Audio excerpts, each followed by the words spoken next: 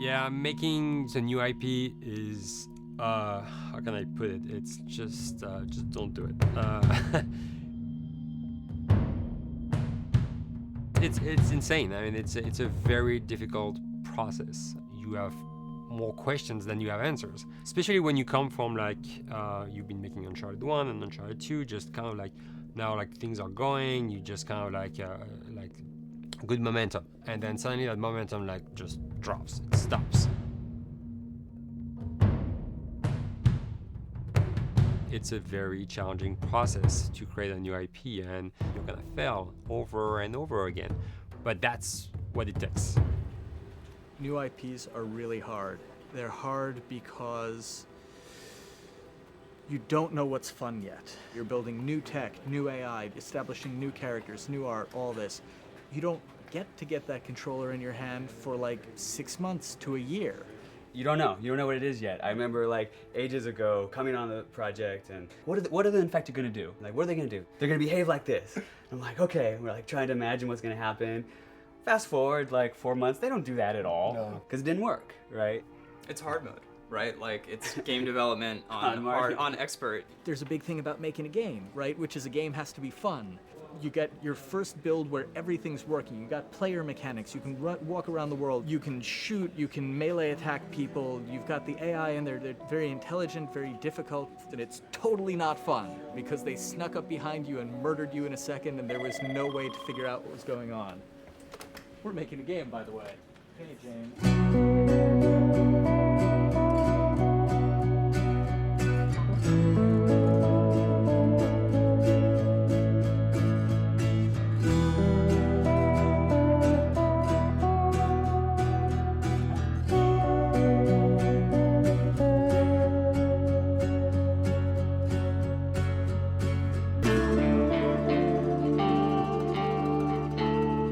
The company has grown quite a bit since I started. I think I was the 12th employee or something back when we got started, but we've tried to stay true to those smaller studio roots. I've been here for 16 years. There's just no reason to leave. I just like the environment here. It's very non-corporate. I think the way we work on Naughty Dog is kind of special because we don't really like hierarchy or bureaucracy, and no one is really just a manager here. Naughty Dog has a very flat structure. We pretty much all report to the co-presidents and the game directors. I always tell people when we hire them, just like, my job is going to be able to trust you, and that's what I want. I want just to give you something and you go with it, and I know it's gonna get done. We believe in iteration, we believe in collaboration, and we believe in the people making the game working directly with each other.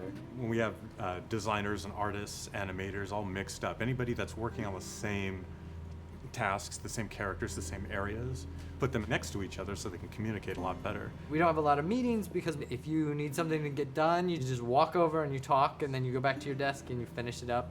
And I really like that. I like when I just walk in the office and I see just designers talking with the programmers or programmers over the animators and talking to them. I think that's when really the magic happens. Naughty Dog, we really try to cultivate a culture where anybody can criticize anybody else's work. And we encourage people to be blunt about it and not try to sugarcoat it too much. It takes too long to be nice sometimes.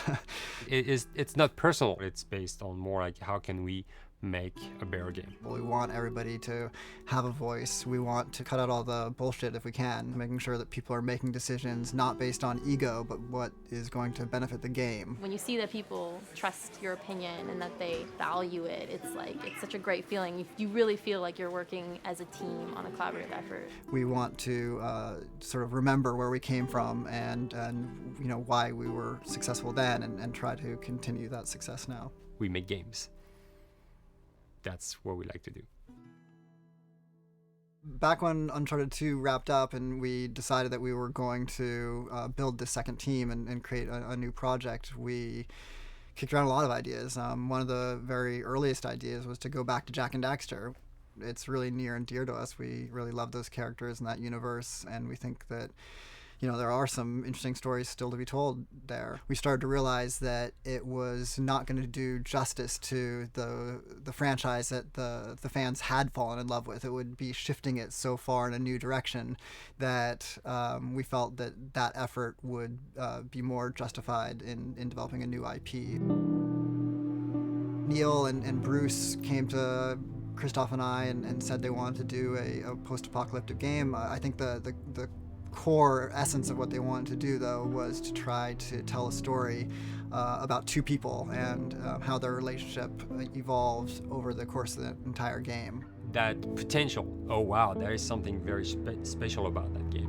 This is going to be polished. Like, you're not sure if it's gonna work or not, and you have doubts. And like, should we be doing a game like that? Should we be doing a first-person shooter? Whatever. Like, you ask yourselves all those questions. And the creative director and the game director are the core of the team that have to really see eye to eye. That's why you have that balance between like Bruce and Neil's gonna try to push just the story and the characters, and Bruce is going to try to push that with just the gameplay as well. And so it's kind of like those guys are just trying always to find the right balance between the two. It's a very delicate process.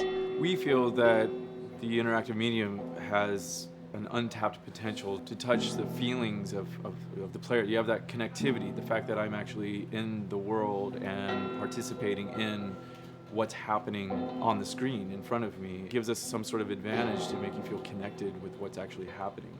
At Naughty Dog, that's what we're trying to do, is pair story and gameplay together. If we can make you feel like you're actually with these characters on that journey, and you're invested in those stories and those characters, then you're feeling, in theory, the same thing that they're feeling. As the story evolved and took different shapes and different forms, the thing that was always there was Joel and Ellie. And because of that, everything kind of grew out of that relationship.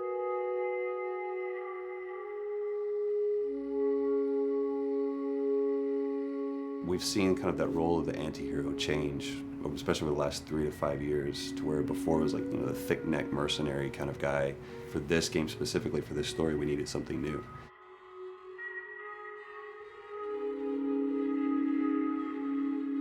The reason we didn't want to make Ellie Joel's daughter from the get-go is because it wouldn't have anywhere to go. Of course, at that point, he'd be willing to do anything for his daughter because that is what a dad would do for his daughter. They didn't even know each other at the beginning of the story. Then we start from scratch. It's almost like the player has the same relationship to Ellie as Joel does. And we could take our time to build that relationship between these characters. And if we do it right, then the player will be feeling that same growth that Joel does. And we're kind of mirroring that emotional relationship between the two.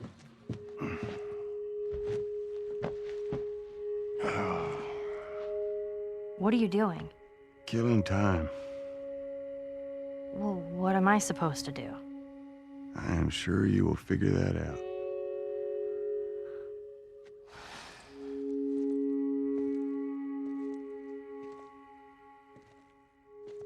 Your watch is broken. It's exciting that Neil wrote something like this, where he's like, I don't want to make the stereotypical characters. I want to make real people in this crazy situation and these forced to make decisions that are really tough. Like, what would we be like in those situations? I mean, we weren't consciously trying to pick male or female for characters. You just try to pick characters and just be honest with who they are. It almost doesn't matter, right? Joel's daughter could have been Joel's son. Ellie could have been a boy, and Joel might have been Tess. You could have swapped those roles, and I think the story would have still worked. The focus on female strength, it's so unique. You get to see what's so powerful about a woman through all of these female characters, which makes this game wonderful and unique. There's a crew of Fireflies that'll meet you at the Capitol building. That's not exactly close. You're capable. You hand her off, come back, the weapons are yours. Double what Robert sold me. Speaking of which, where are they? Back in our camp. We're not smuggling shit until I see them. I want Joel to watch over her. Whoa, I don't think that's the I'm not best going Ellie. with him. How do you know them? I do think having a strong female character, especially like Ellie, is so rare in video games. And as a gamer, and more specifically a female gamer, it's frustrating to me because I'll see sort of the stereotypical female character where she's amazingly beautiful and huge boobs, and she's there to be either the love interest or just because they're like, well, we need to throw a chick in here. We've seen the strong woman or we've seen the weak woman. We haven't necessarily seen the empowered woman from this kind of standpoint. And there's that beautiful scene where Joel finds her inside the house and she's reading through this girl's journal going, is this really what they used to worry about? What shirt do I wear and what boy am I gonna go out with? You know, and to be met with those first world problems that we deal with every day and go, how trivial is all of this? I think it's gonna resonate a lot, not just with, you know, a female audience, but with a male audience as well. The thing that was intriguing to me after the fact is knowing that we're kind of creating a female action hero in a way, and this is her origin story with Ellie. To sort of be such a strong female character that is completely normal looking, regular t-shirt and jeans, and she's 14 and she is still a total badass, is really exciting to be a part of that. There's so few non-sexualized women in video games, especially in the main role, that we were kind of proud that we were creating one. It's very complex, and without the players knowing it, she becomes the protagonist by the end of the story. And that's why she's in the front of the box, and that's why we've been promoting the two of them together so much. Who's there? It is a dual protagonist game, and yeah, I guess I get nervous to think about it in that way.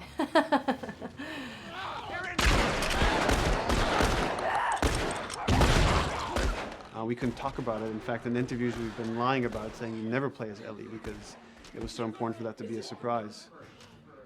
Sorry, journalists. Here we go.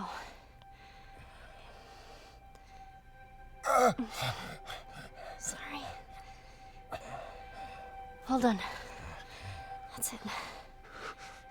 The tone of the game was set pretty early on that we knew that we wanted to make a really grounded story. We knew that we wanted to make the player feel the sense of tension and dread and go through the same emotional roller coaster that Joel and Ellie were going through. One of the things we kind of struggled with is to say, well, if we want to really ground this world and make it so like realistic, maybe we shouldn't have anything that could be perceived as a monster.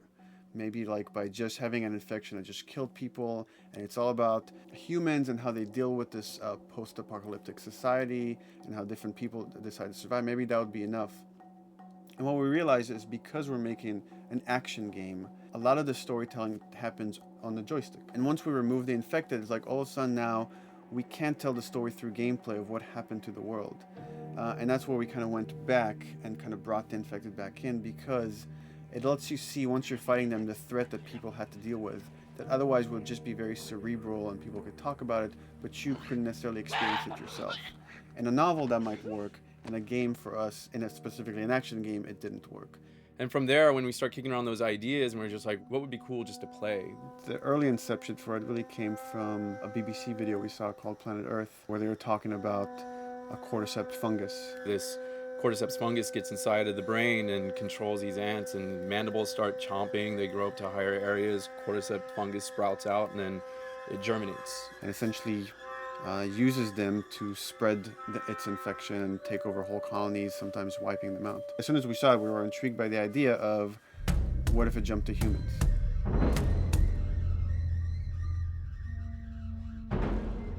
So what would happen? How would people react? What would happen to society? As we're trying to develop the look of the infected, we went through so many different iterations, some that looked really alien and subhuman, some that looked just essentially like zombies, and we couldn't find like an original place for them. But one of our artists just did this kind of photo mashup where he took a bunch of images of diseases or images of fungal overgrowth, and he kind of mashed it all together and he threw it on this person. It was a very iterative process, making sure that the fungus felt properly integrated, like it was part of the body, growing out of the body. And not just fungus growing in the head, but it's tearing the face apart, cleft down the middle, this gaping maw of a mouth with the crooked teeth. And it's in great agony as its humanity and its brain is still somewhat functioning. Maybe you still have some human cognitive abilities or thought process back here. This isn't some decaying corpse on the ground. This is a living thing that's going to be coming after you in the world. The fungus is always the focal point. So you can see from a distance, oh, this guy's infected. I can tell straight away. In fungus, they have these beautiful saturated colors, and we really like that conscious of this something so horrific that it's going to like stop at nothing. It's relentless force of death, and yet elements of it are beautiful. It's not just about gore. It's not just about everything about it being scary, because to us it's actually scarier when things on it are somewhat benign or somewhat beautiful.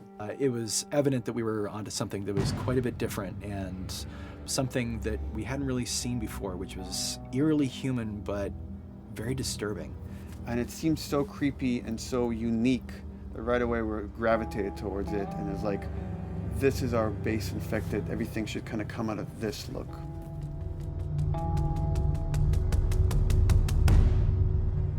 So once we had this idea of the face-splitting kind of look that eventually became what we called the clicker stage. We went to great lengths to create a full biological cycle for these things. So in the early stages, you don't actually see too many signs of the fungus surfacing out of the skin. It's kind of underneath it, like people have lumps starting to show. The eyes will be kind of cloudy or lopsided because the fungus kind of originates inside the head. That moves into the next phase, which is the clicking phase. And if they mess with the eyes, we end up saying, well, how do they get around? Oh, echolocation. And they use a form of echolocation to track down their enemies. Just like bats, or even some blind people can see by making a clicking sound, a sound that on its own wouldn't be very scary. And then to associate it with something that people in this world are very fearful of, so that as you're exploring an environment, all of a sudden you hear this click, and you're seeing everybody just get frightened, just everybody duck, everybody hushes. Great.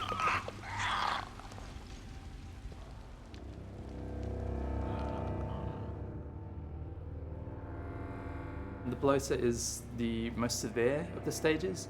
So large pieces of the body has been replaced by these kind of fungal plates. The fungus completely takes over the body and blooms. They're kind of covered in things that have been growing on them. Things like moss and like little life on life kind of. What the fuck is that? Goddamn bloater! When an infected feels like it's going to die, it finds like a dark corner and it becomes part of the environment. The human elements aren't there anymore. And then the body is gone. They lay down and sprout and then spew spores. And if people can breathe those spores, they become infected as well. It all had to kind of make sense of how each stage flowed from one to the other. And that's hopefully how we've created a world that you can kind of look through it and understand the science behind it and say, I could buy this, I could get into this.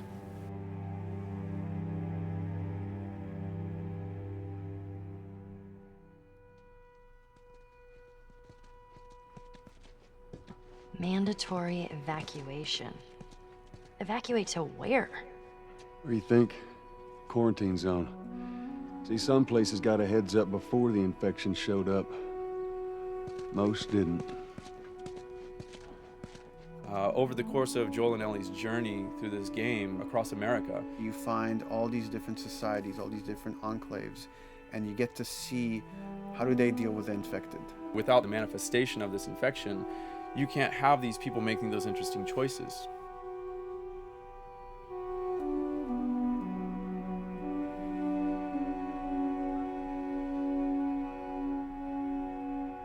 The world we decided was actually its own character, really grounded with a lot of texture. What happens, after 20 years of the fall of man, when no one's taking care of anything. This book called The World Without Us describes in detail how much fighting on a day-to-day basis we have to do to keep nature back. And once you stop doing that, how quickly nature can reclaim that. As they talk about New York and how every day they pump water out of the subway system. That system breaks down within 2 days, a whole city is flooded.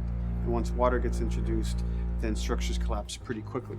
Trees will sprout and wind will carry those seeds over and gutters get clogged. And then when it rains, water fills up and then pretty soon you have vegetation growing over there. And once you have vegetation, concrete breaks pretty easily for when there's a tree and roots breaking through that.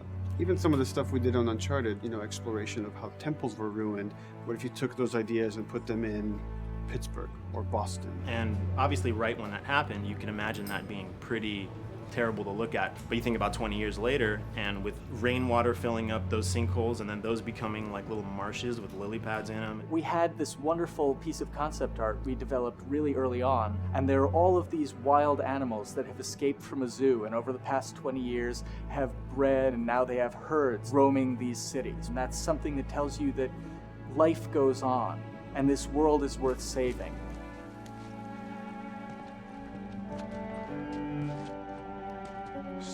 Don't scare it. I won't. What are you doing?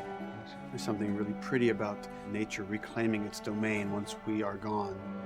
So fucking cool. We have another level of OCD of the logic goes into some of these environments. Water damage seeps in, and then that creates some little moss growing on the floor, or a tree radiates energy from its base, and that over time starts to melt the snow around it. And that's the reason why you'd see those like rings of leaves showing through in the snow. That gives it that extra, you know, believability. This is pitch art. I'll try to start with an idea that conveys sort of the feel of the environment. Something like this, very brushstrokey, very painterly. You can see not a lot of detail, just energy and conveying a mood. This is sort of just a conversation starter, and then this would be more of an actual space. So you start talking about, is this too tight of a space right here? Would the player even fit through there? Do we even want to include water? Those are conversations you start having a little bit later. And then it usually needs several more passes back and forth in order to be tightened up to be the experience that you would see in the final product. So, dude, I was actually trying to figure out right here, there should probably be some dead foliage. It might be cool to see some of the dead stuff around the edges of the green, or like even spilling out into the street. Maybe what we do is, in some of these areas, we use it as like a transition from the actual concrete to the side of the building. So like they're almost sitting on top of a bed of dead foliage, like that really rich kind of like orangey brown color. Sienna or something would be nice. Something real cheddary. That's how you know you're done. The end product often ends up being stronger because that bouncing back off somebody else gives you a result that maybe you wouldn't have even thought of in the first place. All right, here's the bridge. That's our way out of here. As far as concept art goes, definitely the ultimate goal is just helping everybody as much as possible. Me and the background artist will work together. I'll often just go to them because they've got like a really, really good like visual imagination. At some point, you came in almost like flat on. So that's kind of good because the bus station is right in your peripheral view, and you're probably going to enter the bus station. You're probably not going to get lost. But it doesn't at all utilize this cool architecture here, like the bus station sign. Like that's a really distinctive silhouette, and it's a really interesting sort of architectural detail. So we changed the entrance. Look at that. Another city, another abandoned quarantine zone. I think it's a better composition anyway. It's not so like symmetrical. And I think that was done so that this sign read better. If you didn't see the word bus on it, you might not know it's a bus station. So I think that helps. Everything we're doing in the environments is relating back to what you should be feeling in the story or what's happening to these characters. So is that everything you hoped for? Jury's still out. But man, can't deny that view. Come on, this way. When we first came up with Ellie and Joel, we had this idea in our heads of who they would be, but we didn't necessarily know the voice. It took us a while to find our Joel, but for Ellie, I think Ashley was the second or third candidate to walk in, and right away we knew. Yeah, you know Why are you so scared all of a sudden? Because I'm a coward, okay? So just get your shit and let's get out of here. Damn it. I'm not like her, you know. You think I'm gonna end up like your daughter? The way she delivered the lines, the way she just embodied that character is like, that's Ellie, there's no question about it. And I saw the character artwork and I related to her a lot. I mean, she's kind of a tomboy and she's kind of tough, and I mean, obviously I'm not 14, and I think that's the main difference between the two of us. I read the scenes and I was like, I need to play this part. You want to be my hero? Forget the whole bit about saving my life. Buy me a stack of these bad boys instead. Where'd you get that? Back at Bill's. I mean, all this stuff was just lying around. And then once we had her, we said, okay, well, we're going to do another round. And we're going to have Ashley this time in the casting sessions. The chemistry of these two characters was imperative to get right. Troy was a really interesting casting for Joel because when you see Troy, he doesn't look like Joel at all. You know, he's so handsome and he had like, you know, the frosty hair and totally looked like Final Fantasy. And so I'm like, yeah, I don't know. He's like this tall, pretty. It didn't seem right. I walked into the room fully aware that I was the youngest person that they were seeing for this role. There was a line that was in the audition side that says that Joel has few moral lines left to cross. And so that became the anchor point to the character. But then as soon as he spoke and he had the grit in his voice, warm, yet kind of dangerous. And his movement is just like you bought into it. Why are you so scared all of a sudden? Because I'm a big coward, okay? Now pack up your shit and let's go. God damn it. I'm not her, you know. What? You think I'm gonna end up like your daughter? Lily, you are treading on some very thin ice right now. It was Ellie and Joel. after he read, it was just like that was it. I've done some video games in the past, but to be handed the mantle of a franchise like this was a pretty big honor. Is she alive? She's alive. She's David's newest pet. Ah! Where? In the town. She's in the town. You mark it on the map. It better be the same exact spot your buddy points to. Neil pulled me aside one day, and he said, I have some ideas. And as you're well aware, Neil is a little twisted. He came up with this character, and, you know, I just jumped at it. It was such a departure from everything I've done here for Naughty Dog, to say the least. Name's David. This here's my friend James. We're from a larger group. Women, children. We're all very, very hungry. To be able to put on a voice that, you know, hopefully a lot of people won't know, won't notice that it's even me. Because we didn't want it to be Drake. Drake eating people, that's a whole nother game. How did you put it? Tiny pieces. See you tomorrow, Ellie. You know, certain voices that I can do wouldn't fit the David's artwork, but he showed me the art, and I said maybe it's something like this, where everything's, you know, it's very quiet. And just, you know, he's not really sure, and the voice can break a little. And he just looked and goes, yeah, that's it. So I'd love to tell you how we hashed it over and we talked. No, it just, I looked at the picture and I tried something. He said, yeah. A few weeks back, I sent a group of men out a nearby town to look for food. Only a few came back. And turns out that the others had been slaughtered by a crazy man. And get this, he was with a little girl.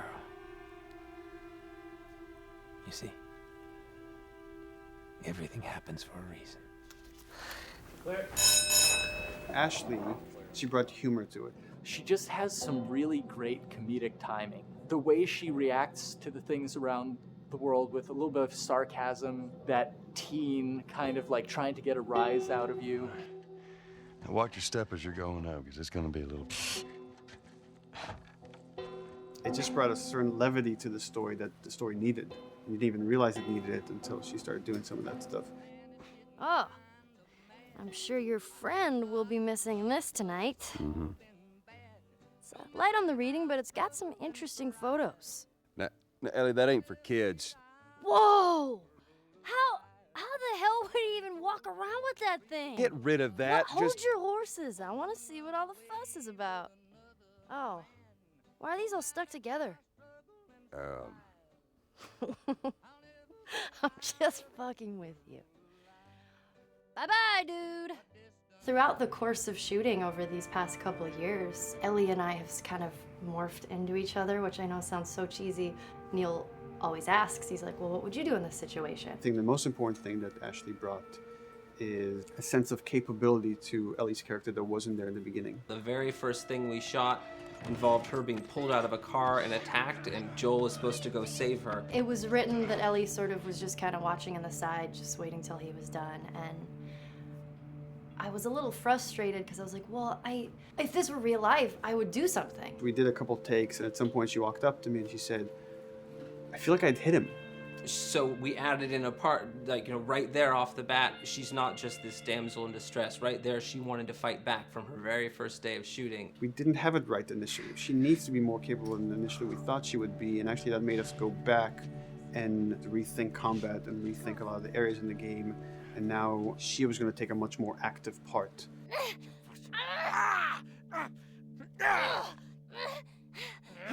Anything that requires, you know, a lot of body movement, we do with the actors on the mocap stage. And we try as much as possible to use our actual principal actors, use their body motion as well as their voice. We capture it all at once there on the stage. Having the actors perform as well as being recorded at the same time was imperative to get an accurate performance. Because every time you split up the performance in any way, you lose some of that magic where they did a gesture or they delivered the line a certain way.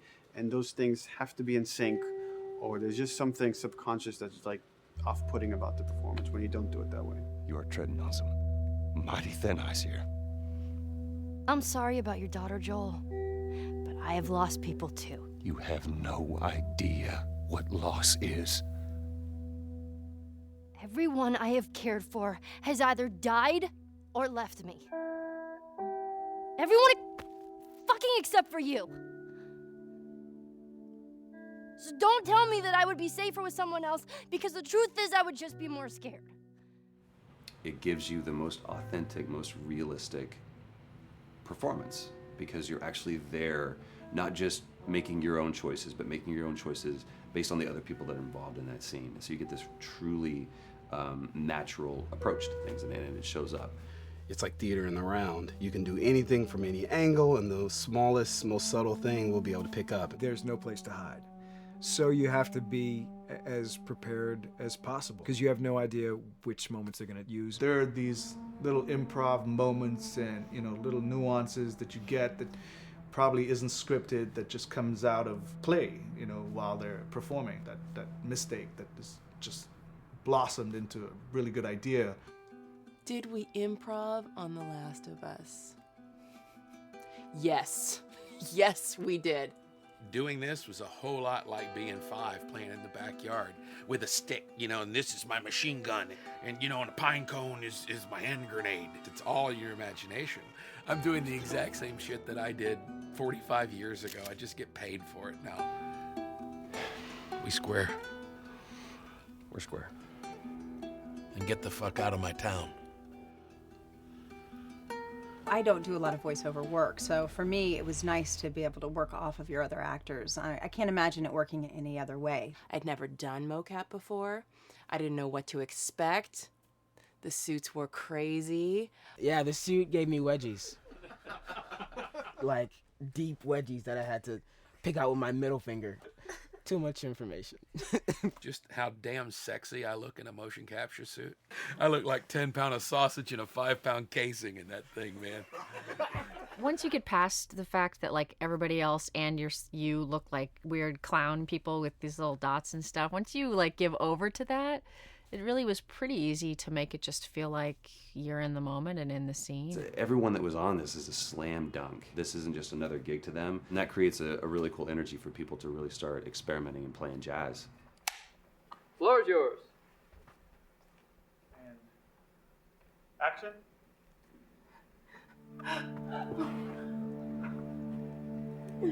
Get the fuck off of me! Oh, let her go. Don't worry, this is fixable. But I can't come with you.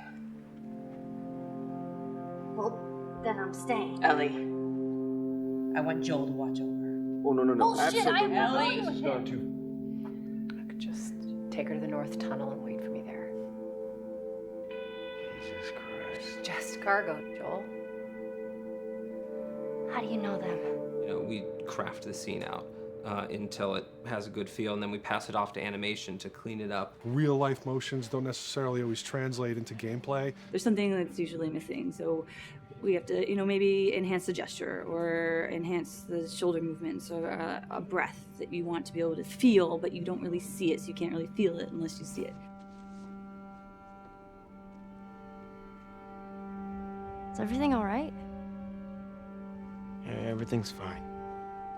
I could have him lean in here a little bit more, like this, take his hand down. When they're on stage, they don't necessarily have windows, so that weight of like really pushing and leaning in, it's something that we would have to accentuate.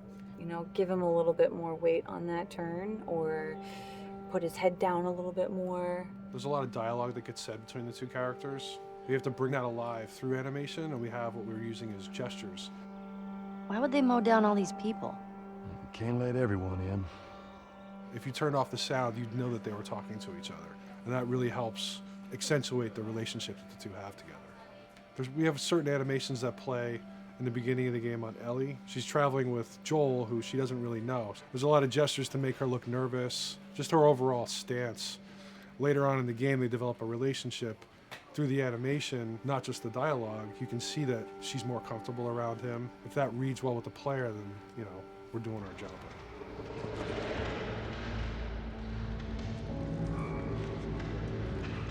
You want her to look scared when she gets a gun. You want her to look scared of the gun. So if she's gonna aim, she wouldn't be like super trained aim. She would be more like some scared. But at the same time, it needs to look cool and feel cool to the player that plays. It's really just these little tiny details that we're doing, and it's coming across. It's working out well. We don't do facial capture. We don't track eye movements on stage. It's just the motion capture data. Everything that you see on the faces is hand keyed. As you can see, this is all of her mocap data.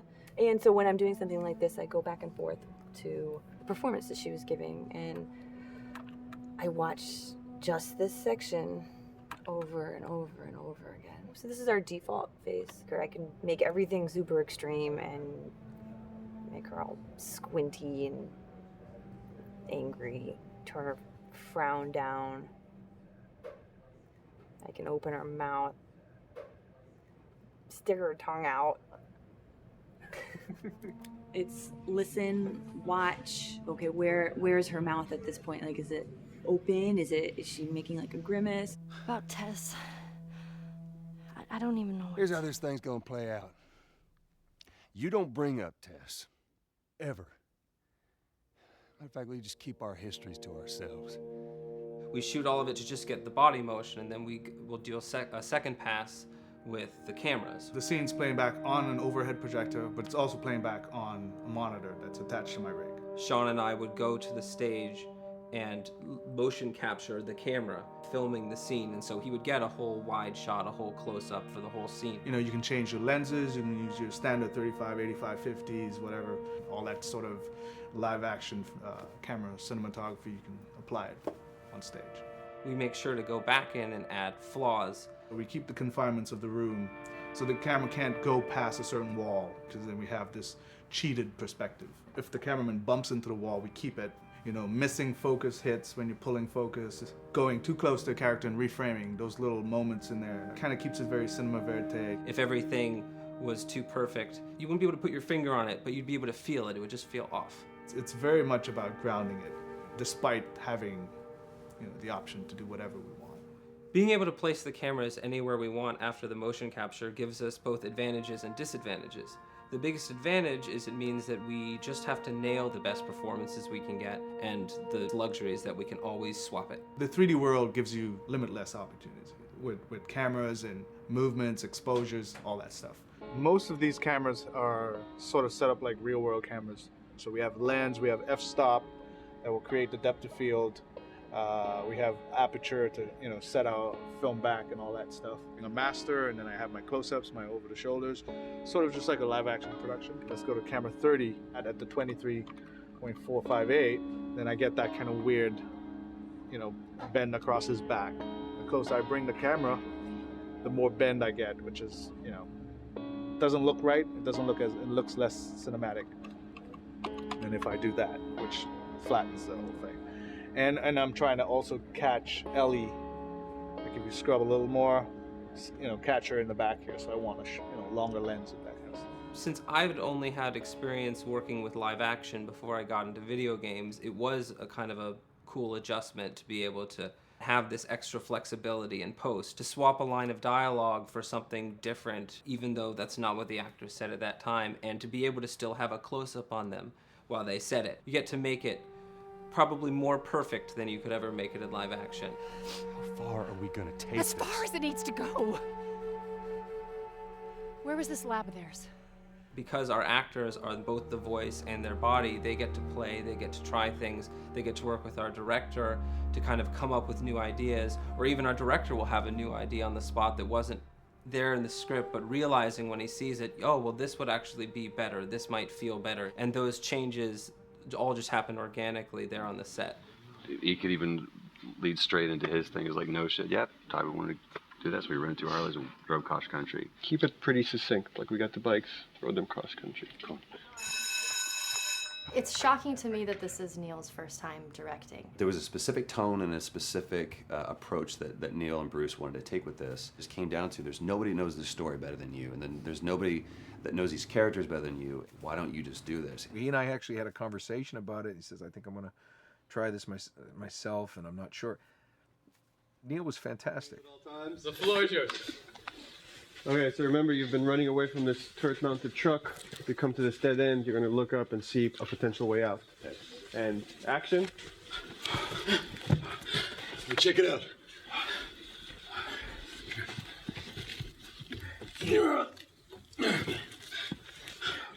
I mean, his writing is honest, and it's dangerous, and it's natural. And I love his economy of words. He doesn't hit everything on the nose, so it leaves it open for you to interpret and bring some nuances and things like that. The entire process is collaborative, but really it's led by Neil's willingness to change and flow and decide something doesn't work, fix it right there in the moment. And it is something that's very foreign to the way that TV and film is done now, where everything has been micromanaged by the time you get it to the table read, and no one wants you to change anything, and everything's very precious and has been rewritten with notes from 20 people in suits, and you can't do that just anywhere in entertainment these days. Yeah, I want to make sure. I think I swung too far over to this way, and now it's a little bit of making jokes about it, and we need to bring it back to center a little bit.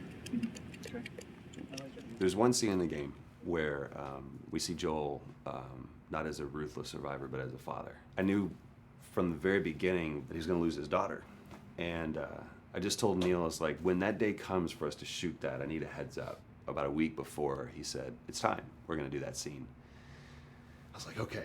Because I knew that I was going to have to go to this place that you don't really want to go to as an actor. You want to find some aspect of reality that you can empathetically draw from, Troy and I were both kind of just like walking around for a while and just kind of getting into the zone. And well, my grandpa died when I was 8.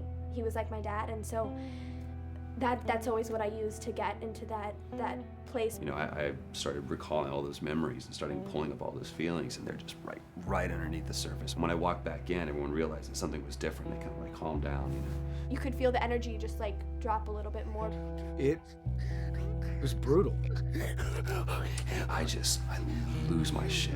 I mean, just completely break down. Don't do this, please, God, no. Oh, God, no.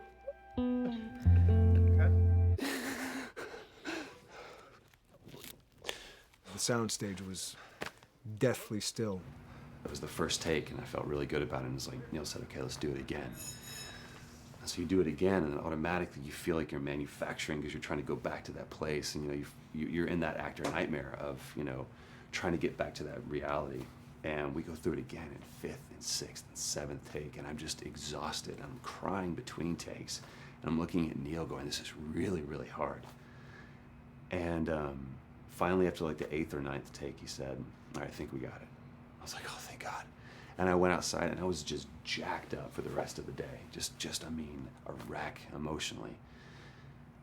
But we got it. Then 2 weeks later, he calls me. And he says, so we need to reshoot a scene. I'm like, cool, what scene are we doing? And he just looks at me. I said, dude, don't do this to me. And you can either at that moment throw your hands up in the air and say, fuck this, and walk away, or you can say, okay, this is an opportunity to get it more right. I'm like, okay, all right, yeah, you don't think you got it? I'm gonna show you that you got it. We've got it in the can. And so we go through it again, and it just feels fake, feels artificial.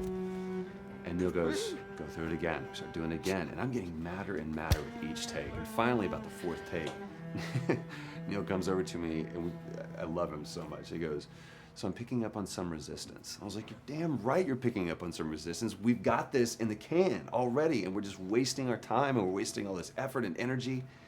And then he started talking me through the scene. And he was like, what I need you to do is I need you to just strip yourself of all these ideas, and I need you to hit this beat, and this beat, and this beat, and this beat, which just makes it sound so mechanical, and it's such an emotional scene. So we start going through it, and literally I am mindlessly doing these things at this point. Okay? I know it hurts, baby. I know. So I'm gonna lift you up. I'm gonna lift you up. I'm gonna get you over here. Come on, baby. Come on, work with me, please. God, baby. Sarah. Sarah! Don't do this to me, baby. Don't do this to me, baby. Come on.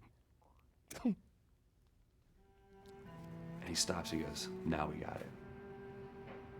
And I realized that the reason why I wanted that first take to work was because I wanted everyone to look at me and go, wow, what an actor.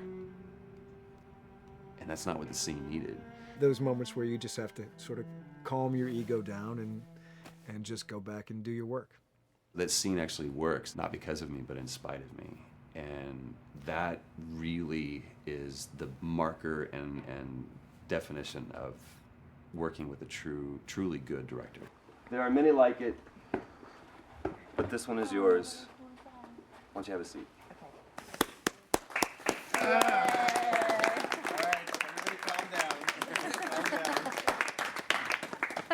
Thanks, guys.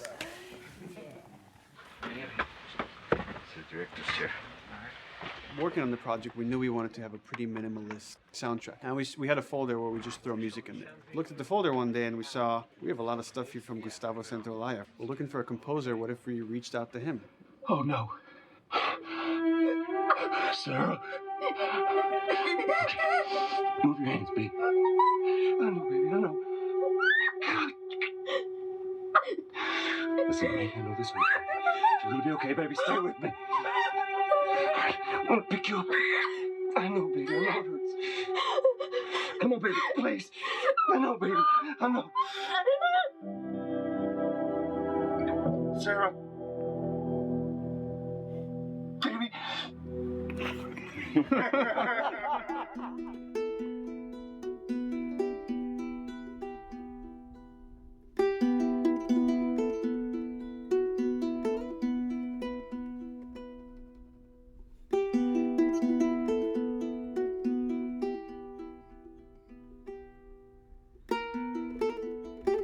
My life has been and still is kind of like a road movie. I grew up in Argentina. I came to the United States in 1978 because we had a horrible political situation in Argentina. We had a military dictatorship where 30,000 people disappeared at the hands of the government and many other more were tortured, and I was blacklisted. It was just impossible for me to keep on living there. I've been in jailed many times since I was probably 15 years old just because I had long hair and I play an electric guitar. So I had to embark on this trip. I can relate to that kind of need of movement and going to the next place and the next place and the next step. I'm always attracted to the possibility of getting involved with a project from the very beginning. I like to work from the script and talking to the director. It's never been, oh, give me a piece like this or give me a music that's this. It's just been very high level. Here's what the story's about. Here are the themes. Go write some stuff. Since I don't know how to really read or write music, the way I produce music is actually recording it. So I like to come early in the projects, and I did in The Last of Us.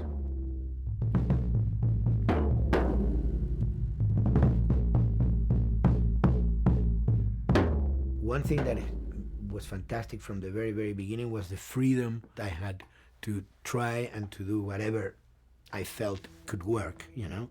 As the story was still being written, you could listen to this piece of music and just get a sense of where this needs to go tonally, because the music was still inspiring the story. So that was the great thing of having the music written so far in advance. You know, at the beginning, I mean, I was going really out with some things, and sometimes some of those things were the ones that they liked the most, you know? So I really felt very motivated to work, and I enjoyed immensely working. It was this very organic back and forth experience where one element was inspiring the other and vice versa. I needed to go into some more dark places, more textural and not necessarily melodic.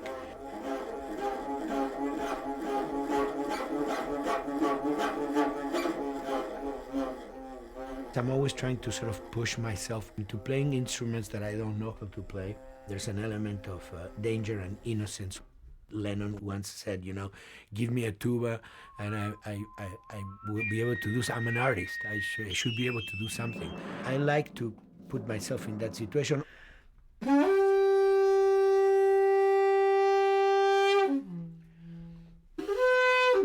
So these are just PVC pipes, the one used, you know, in construction.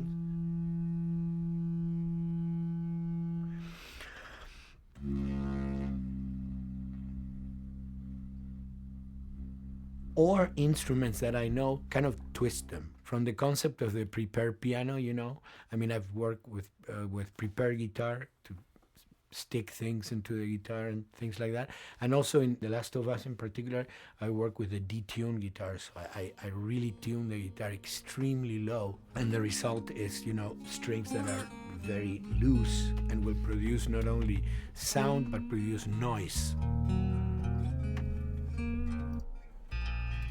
Because I believe, you know, every environment has its own sound. We have in our, you know, small studio, we have actually the possibility to record almost anywhere, including the bathroom, and we have done some fabulous recording, especially in the kitchen. When you score to picture, which is something that I don't do, then you know what you're gonna expect. But when you provide people with music, like I've done in all the films that I've done, and then you see it, how the director decided to use that, you know, in what particular way he uses it or where they edit it. It's always fascinating to me. I watch a scene and I'm going, you know, it's fantastic how they use this piece. I would have never, of all the music that I've done, probably I would have never used this piece there, but it works, you know, great. So I like that feeling of collaboration.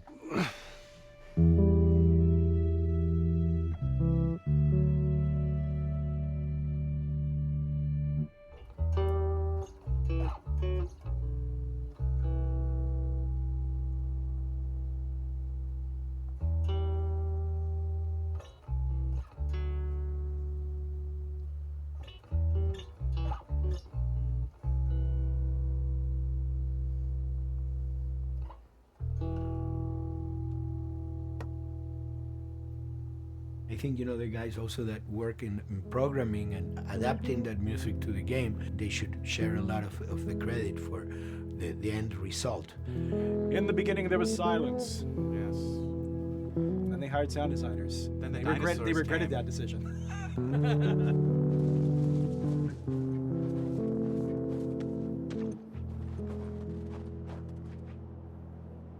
Hold it steady. Ha! Got you!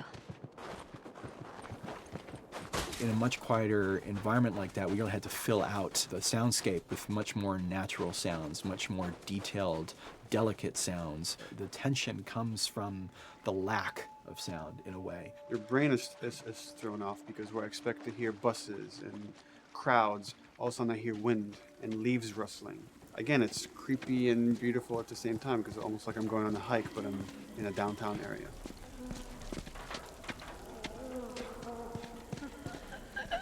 Get up over this crop. Let's see what we can find. To Neil, I mean, we were going through the iterations, so he just did not want, like, yells and screeches and what he called like, kind of witchy qualities, Right. the cackling witch. He didn't want anything like that. It was a little bit of a head scratcher to figure out, okay, how do we make it sound human but not human? We really did not want to use any animals. We wanted these all to be human. Derek and I basically decided to hire a couple of voice actors who did some interesting work vocally to see if they could come up with something. And we worked with this girl, Misty Lee. She started giving us these really great screeches. And that's no process. Yeah, that's just her voice. And it started going into this little click. We also used a little bit of Phil's voice.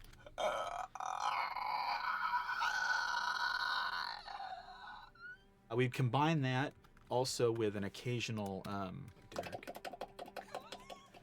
That's just me, moving my tongue. And what that kind of did was it sort of grounded it all, like maybe in the mouth area, the wetness, all that kind of stuff. And it adds a nice texture, actually. This is a composite of all the bits I just told you about.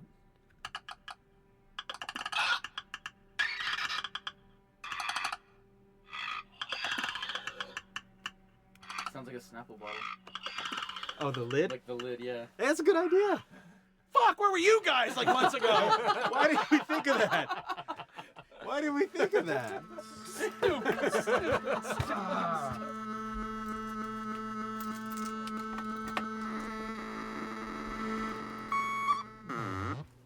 Viewers at home, you're probably wondering what this is.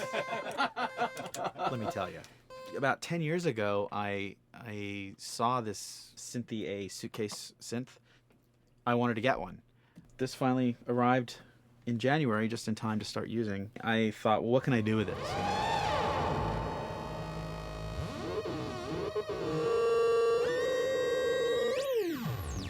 In Lakeside, there's a whiteout that happens, and this thing has a noise generator, which gives really convincing wind sound.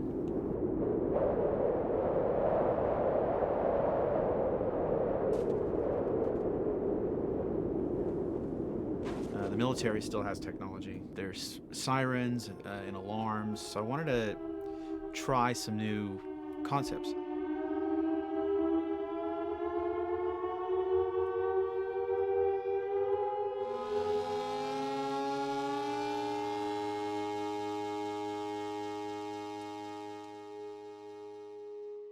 Man, What?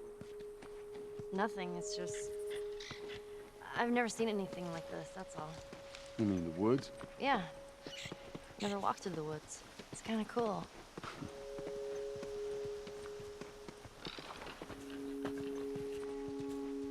We consciously take in consideration lighting in the beginning. Most of the game, we don't really have any real man-made light sources, so everything is naturally lit. In the past, we could use a lot of artificial light, but in a world that has no electricity, We have to hide most of the time, and that requires getting very close to certain assets.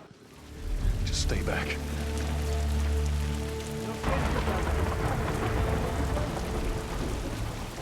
Otherwise, can't. Detail's expensive, and if you build up too much of it, you end up running into technical problems, right? Your engine slows down. When the frame rate goes down, everyone can bring up the profiling tools and see which parts of the frame actually cause the drop of the frame rate. This is the profiling tool. These are all the SPUs. Here's the GPU, and then here's the PPU. You can see here's the main process and here's all the sub-processes, and you can see, tells you how many milliseconds and cycles it's taking. The programmers are whiz at modifying this stuff and realizing, oh my God, why is this thing so big? We're taking 10 milliseconds on this thing. And then that's when they come over and find somebody and hit them over the head with a club and be like, why are you doing this? I love, we put the 30 frames per second goal because that's what we shoot for. Someone nicely put the 60 frames per second goal. It's like, yeah, we're not gonna hit that. Lighters usually can come up with different lighting setup that still looks great, but is less costly in terms of performance. Did you talk to the character artist about her hand? So her face is getting a lot of spec, but then her arm is just like bone dry. You think something we can tweak in shader? We'll have to send back to character team Michael to take a look. I can play with the lights and see if that creates more spec. I've never ever focused so much on lighting and how much sensitivity there is to that here. One of the first lighting scenarios I had to do was like 7 a.m., like overcast. And I'd like wake up early and like take photos with my phone. What color are the shadows, what color is the light? It is a master's course unto itself of how to deal with ambient lighting because I've never had to use it so much. Man, this is kind of sad. What is? All this music that's just sitting here. No one's around to listen to it. I don't know. It doesn't seem right. All the characters cast soft shadows onto the environment. Even when there is no direct sunlight or no direct light sources, we still have nice fuzzy shadows.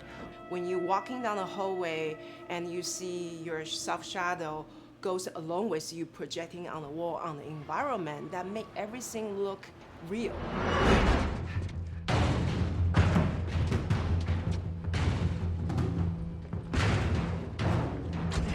Follow me through here. Okay. The flashlight brought a whole new spin on it. So some of the environments end up being really, really dark, and you need the flashlight to get around. Give me a hand. We want to have the environment be really dark, but also at the same time have colorful surfaces that are sort of hidden, so when a flashlight hits one of those, it bounces off onto the ceiling. If you shine a light on a red wall, it will bounce the red lighting on the whole environment. And it's very difficult to do, very expensive, but we did it. Everything should have a bounce lighting. Otherwise, the world is gonna feel dry and unrealistic.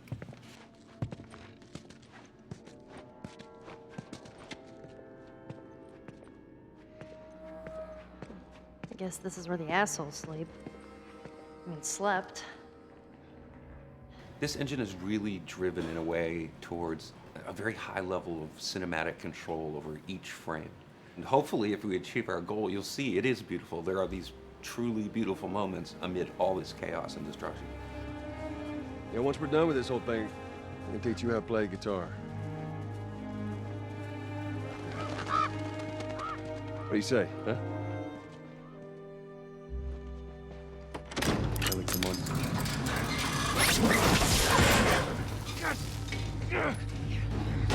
I got you. Damn it, Bill. What just happened? One of Bill's stupid traps. There, that fridge, it looks like that's a counterweight. Okay. The story really dictates sort of the arc of the overall pacing.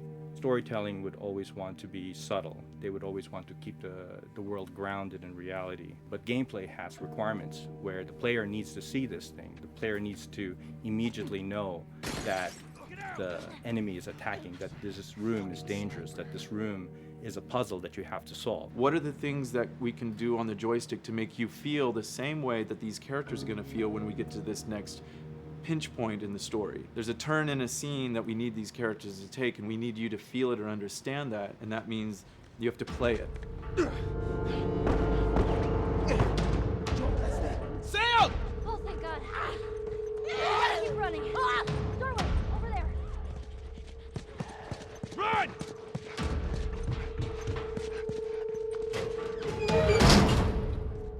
We really want to make sure that there's that contrast between the negative space and then the high tension spikes.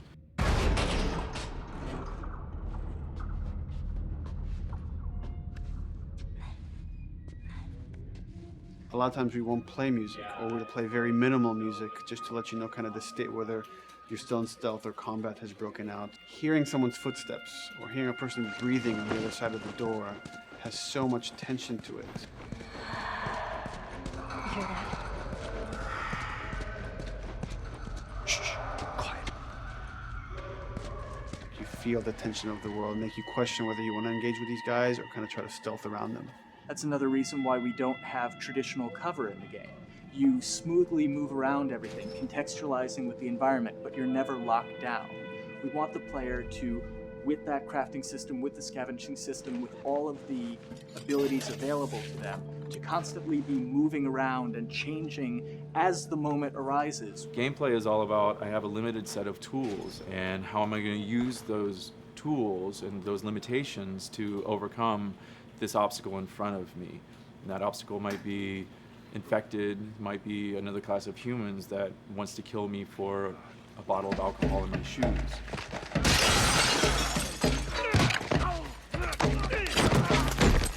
was important for us that we don't underplay the violence, because then the threat doesn't seem as real.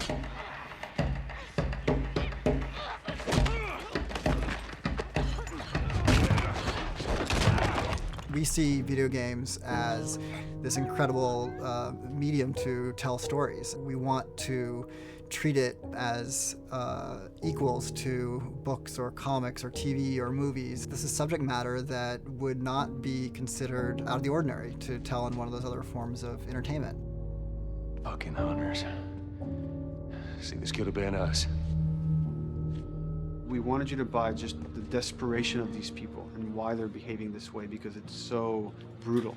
And at the same time, we didn't want to make it so over the top, stylizing it, so then it doesn't become as real. It was important for us actually to hit that middle ground where it's kind of disturbing.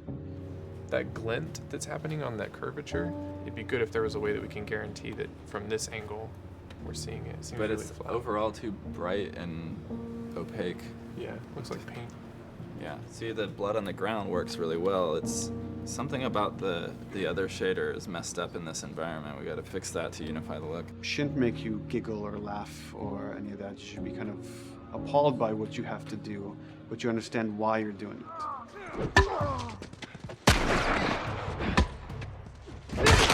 You want to feel each hit. You want to feel each concussive strike. Lives are at stake. You want a death animation to have impactful performance, not just have a guy keel over in a ragdoll. In real life, a guy hitting a guy takes a half a second, but in the game world, you want that to be as instantaneous as possible. I lived my whole life in this very ugly test level. I basically just fight dudes in here all the time. Almost every move is divided between like an intro and a swing. And one of the many things I have to end up doing is like counting frames and being like, okay, on frame 18, I want you to get out of here. I want you to be able to start moving. Every hit reaction that an NPC plays, they are not necessarily in the correct pose. When you strike them the next time, we just pop them with a 0 frame animation change, which is usually kind of a no-no, you know what I mean? Normally you want characters to blend smoothly and realistically into animations. But what we found is that you can cover that pop up with a heavy impact. They can go from almost any pose into the pose that the impact starts from, and your eye just covers up the transition for you. So if you throw a brick at a guy, it puts him in this like kind of staggering stun state. And that changes the moves that you do when you come up and punch him.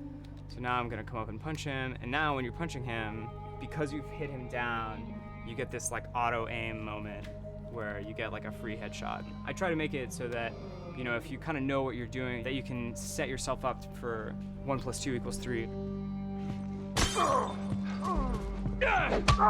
Right here! Memory on a console is a very precious resource. All of Joel's animations with every weapon, all the NPC animations, the stealth kills, you know, all of that stuff happening need to fit within a 4 meg to 5 meg memory footprint. This is a list of everything that's loaded in game and how much memory it's taking, because memory is our most precious resource right now.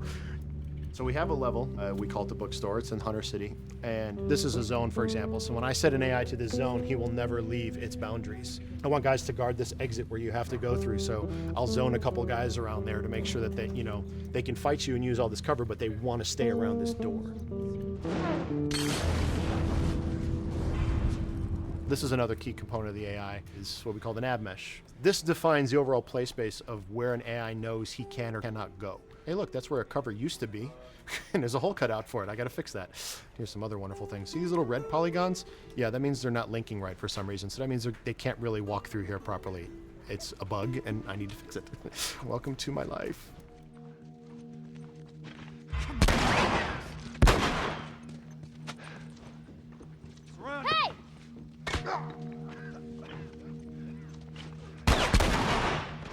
If you look at a lot of games, NPCs are usually only alive for, you know, a few seconds before the player ends up shooting them and then they're dead. We want our guys to be much more dangerous and much more threatening, which means they have to be alive for longer. They need to exist in the world for longer, which means you as the player can witness them acting out their behaviors for longer.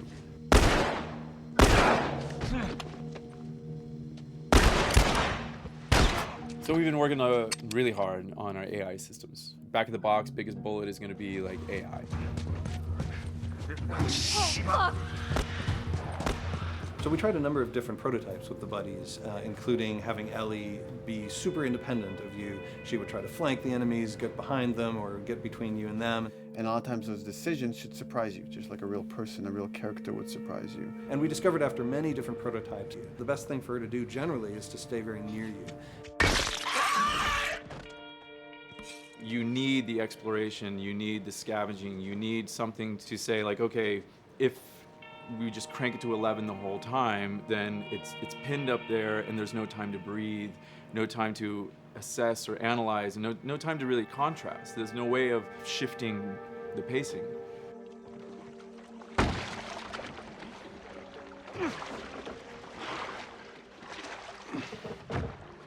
Puzzles are really weird, especially like Naughty Dog puzzles. I think they're very simple and satisfying. Most of this puzzle is strict exploration. You can see the ladder here, you can see the pallet there, you can see a clear route up to the ladder. So you're like, okay, maybe you have to get Ellie to the pallet, push the pallet over to this side, and like Ellie will climb up and lower the ladder. So that whole part is like, that's not a puzzle, that's not regarded as a puzzle, but when you feel like you've got to the solution and you're like, okay, I'm going to climb this ladder, and you climb it, it breaks off, hopefully then the player will feel a little bit stumped and they'll be like, I'm not really sure what I am meant to do now. And so this is where the puzzle starts. Hopefully at this point, like all of the elements that the player needs to solve the puzzle are very familiar to them because they've been through the previous exploration beats. They're improvising with elements that are at their disposal. That's a really sort of like strong theme throughout like The Last of Us. So, like you're a survivor, you'll take whatever tools you're given and you'll use them in like creative ways to survive.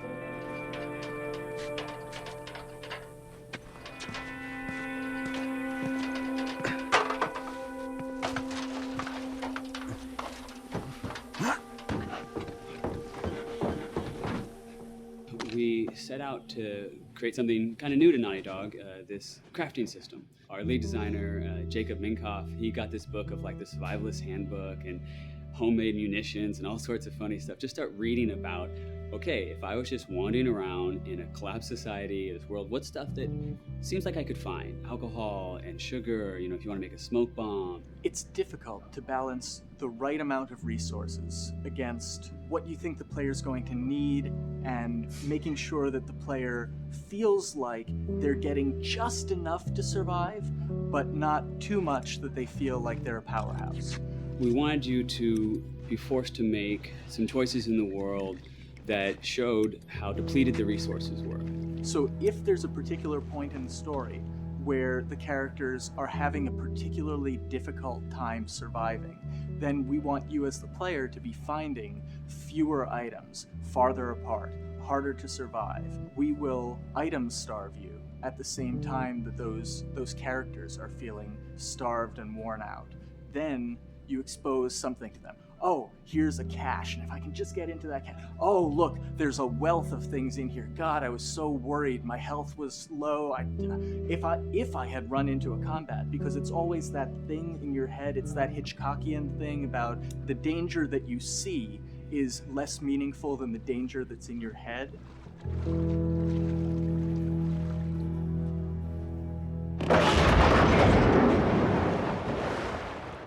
When we're designing the levels, you know, it's nice to have the stuff that we know people are going to encounter. You know, we kind of call this some of the critical path stuff. These are the things that 9 out of 10 players are going to find. They're right in the way. It's where you have to go. And then whenever designing a level, you want to have that little nook and cranny, right? You want to reward the player being like, oh, you went over here. And then you also want to have that other second nook and cranny. The player is supposed to go place a ladder here and climb up through the rest of the hotel. But what they can also do is shimmy across this area, and I place a really cool like upgrade kind of off the beaten path to reward players for exploring. So if they come all the way over here, they're gonna get this really cool training manual. It's a funny little bit of trivia. The HUD system, not the menus, not like when you hit start and stuff, but the actual HUD system where you see the reticles and stuff, was literally created for an E3 demo early in Uncharted 1, and that's been our HUD system, the foundation of our HUD system for the last 4 games. First time in Naughty Dog's history, we hired Alex. She's awesome, and she's got a really good understanding of UI and how it applies to games. The thing that I hate about any game's UI is when it pulls you out of the game for too long. No one wants to spend time in menus. Nobody loves UI, if we're being honest. Like, weapon slotting has probably gone through more iterations than any other system. The stuff that we finally ended up implementing, you press select, you get into this menu, then you D-pad left and right through the slots, and then D-pad up and down will change the weapon, and then just, you don't have to press X or anything, you just select out of it. When you're still, like Joel is here, that's fine, but then as soon as you get into an actual situation, so I'm gonna go over here and cause some trouble. Okay, so here they come, oh god. All right, so now I'm out of ammo. Now I need to like get back in that menu. I have to like run away from them, get into the menu, get out of it. And it ends up feeling like super clunky. Like again, okay, I'm out of ammo again. Get out of here. I need to take out one of my other long guns. And now Bill's in trouble. Bill's in trouble over here. And I've got to like I'm in a menu now and it's like, oh shit, whoever designed this UI is so bad. Like, what were they thinking? Bill's gonna die. In theory, it worked, but then in practice, it felt a little clunky. We wanted it to be the absolute minimum amount of button presses. You don't say to yourself, oh, I'm never going to be able to do this in time, so I'm just going to give up. I'll die, I'll restart, let me try again. You want to always make the player feel that there is a way to survive. They can just do this fast enough. And like what's gonna go in now, if you just left, right, D-pad through this stuff, you swap out your guns, like between long gun and short gun. If you're now on this gun and you were to hold X to pick your gun. So it all happens within the same system that you're using to slot the weapons. The first iteration that I did on that was awful. It just took way too long to get in. It was just a mess. QA was so upset at me like all the time. I'm sure they hate me now because of that system.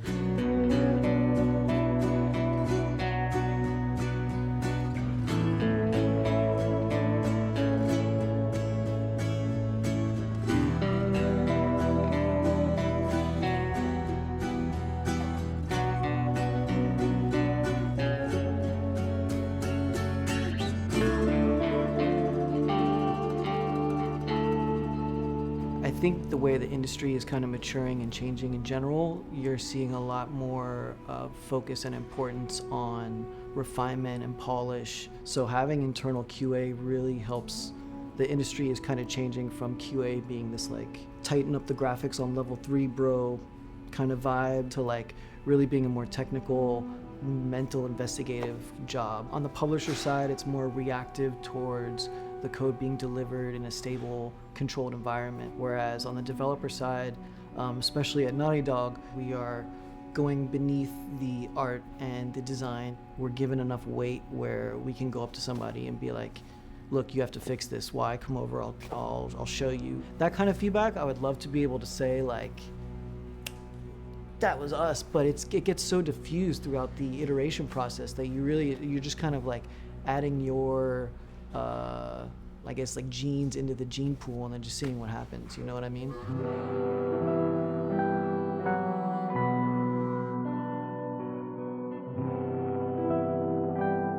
Everyone's working all the time now. But like I tell people, like 7 weeks and then you can have tons of time off, enjoy the sun, you know? But for now, it's like, this is it for everybody.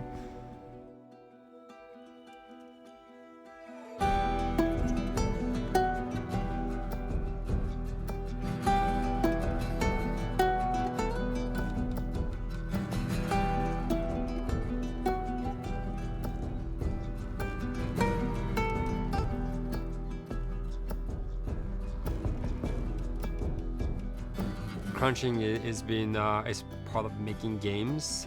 I feel it's human nature, right? If I'm gonna have a guest at home that's gonna come for a couple of weeks, I'm probably gonna clean their room just the day before they arrive, right? And I think it's the same thing. It's just like everything comes together at the end. I personally enjoy crunch. I think you get this like absolute laser focus because it has to come together. There's a camaraderie that also comes There's a together. camaraderie, totally, yeah. The vibe is everywhere. You know what I mean? Everyone's kind of like giving it 150% at this point. We're getting there, right? You start to get these glimmers, and I don't think anyone who doesn't make games realizes how late in the process you get those glimmers. 1 week before we shipped that press demo, we're all like, this kind of sucks. What's going on here? It's like, we need to dig down and find this. And in 1 week, the fun came together. Like you're shooting at a guy and then somebody flanks you and you hit him and you avoid the other guy who's shooting you and then you flank and go behind cover and you're like, oh, that 5 seconds in that 15-hour game was really, really fun. How do we make that 5 seconds happen thousands more times? My favorite video game is making video games. It is as challenging and as complex and as interesting. We had to like try all the things that didn't work. What's hard about Crunch? It's like marching through that swamp of it not working. I mean, nothing's ever really final because you can always make something better, always. So we're constantly changing and constantly reiterating and trying to make it better and better and better, pretty much until we ship. As an artist, you're never really happy with your work. You could be given like 100 years to work on something, and you'll still find things to nitpick and things to fix. Yeah, you can work on the game for 10 years and you'll still be crunching at the end. So it's like, okay. All of a sudden, it's like getting ready one morning in the shower, and I was just like, oh yeah, I'm about to ship another title, and this is going to be a really good title. And it gets you excited, and you're like, all right. Do I think the game's gonna be good? Yeah, it's gonna be awesome. I think it was good a little while ago, and now we're gonna make it Extra kind of good. amazing. Yeah. What it will take to get there in these next 5 weeks is gonna be a lot. I'm excited. I have faith. Every time we're shipping a game, it's terrifying. You just hope for the best. You don't know, right? I mean, like people have different opinions. We have to go with our guts, and I trust the team just to pull it off. This, hands down, is the hardest, most challenging thing I've ever done. We sweat a lot, and we worked a lot, and we all went home tired, you know? But I think that's what's, you're gonna see that on the screen. I think that's gonna pay off. Ellie? Ellie? What? The ladder. Come on. Right. After David, Ellie's visibly distant. You could have done a cutscene to show, hey, you're being very distant, and she's not responding, but to also do that in gameplay to where it's something that you've done just countless times throughout the game with, you know, let me boost you up here, get the ladder, bring it down so we can do this systemic thing. And the character responds with that, and you have to actually go over to her and go, hey, come on, the ladder, we've done this, let's do this. It's a subtle choice. Like Bruce and I talked from the beginning, is like we have these mechanics, how can we exploit them in a narrative sense? And that's one of those opportunities. I just think it's incredible that happens in-game. It's not a cinematic, you know, it's something that adds weight to that controller when they're playing. Wow, so good! Let's go eat. Let's go eat.